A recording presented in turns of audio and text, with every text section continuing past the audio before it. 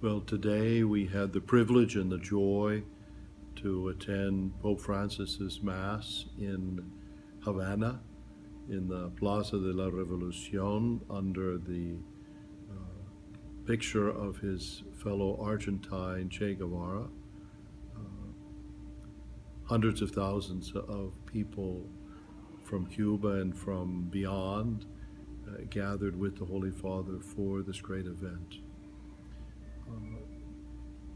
I've been coming to Cuba for 30 years, and during that time have seen many changes and been here for the three papal visits. All of them have been very significant in the life of the Church here, beginning with the visit of St.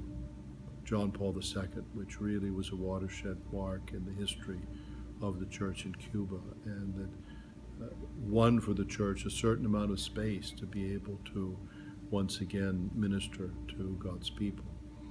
The visit of Pope Benedict was also an important visit, and certain concessions were made that Catholics would be allowed to celebrate Christmas again. But with Pope Francis's visit, particularly after the beginning of the normalization of relations between the United States and Cuba, this has been an extraordinary moment. And I have never seen the Cuban people exude as much hope and enthusiasm as you see today in Cuba. The Mass was, by standards of papal masses, short. The Holy Father's message was a very beautiful one, but typically of the themes of service, compassion, reconciliation, care for each other, a challenge of people to overcome their own ambitions to serve others.